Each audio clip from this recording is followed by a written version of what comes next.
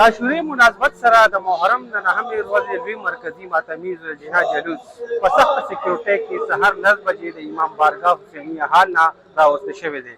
د هر کال په شان دا ځل هم د دغه مرکزي ماتمي ذوالجناح جلوس په خپلو روایتي لارو باندې تېر کړی شوی دی او دغه ماتمي جلوس به تقریبا 10 بجې هم په دغه امام بارگاہ حسینیہ حال کې اختتام پذیر کېږي.